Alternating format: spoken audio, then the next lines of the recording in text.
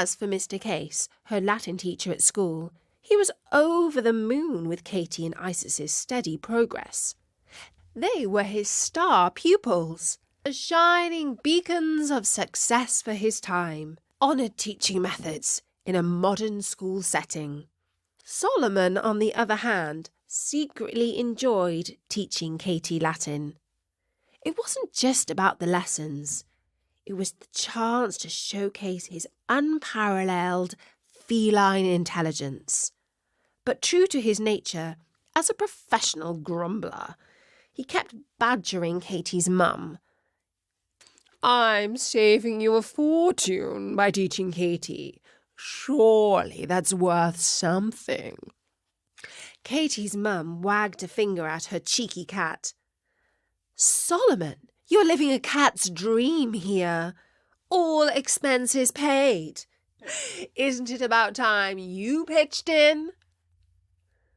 Solomon huffed, his whiskers twitching in indignation.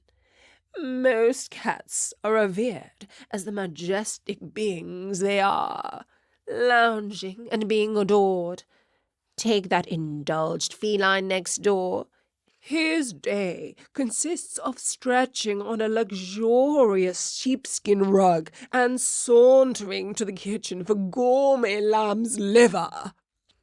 And what heroic deeds does he perform for such royal treatment?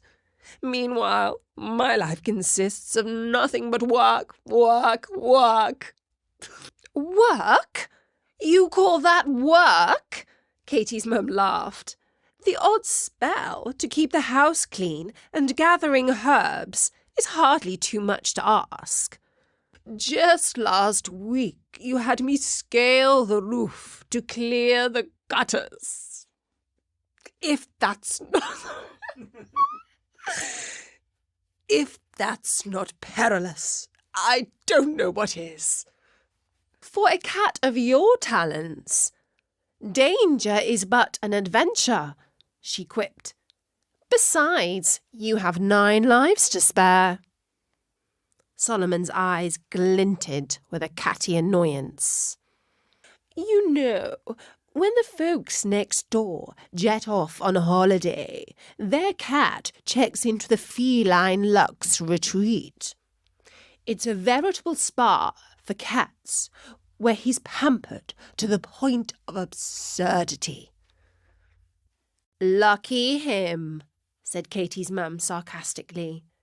"You know we can't remotely afford luxury like that for ourselves, let alone for our cat." The conversation always ended the same way, muttering how he would just like to be paid a little something for all his time teaching Katie Latin. After all, human teachers get paid, don't they? Now, as it happened, the following term at school, Katie's human teacher took a sabbatical, which meant he had some time off from teaching while still getting paid. In addition to the long summer holidays when, well, the same thing. Getting paid for taking time off. So Katie's Latin class recruited a temporary replacement teacher for that term. He turned out to be an odd creature. His name was Mr. Felix, and he was quite a fancy dresser.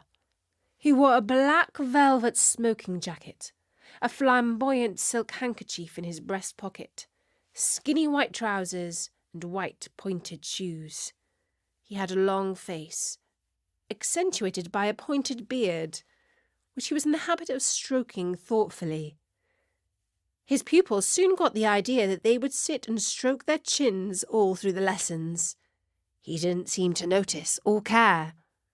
But he did insist on the class learning their Latin grammar.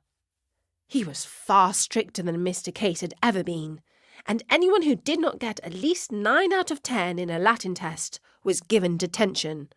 The only members of the class to escape detention were Katie and Isis, who always got full marks on their Latin tests. Samantha, who was always getting detention, liked to call them the teacher's pets. But Katie whispered to Isis, If only she knew. I suspect that he's our pet.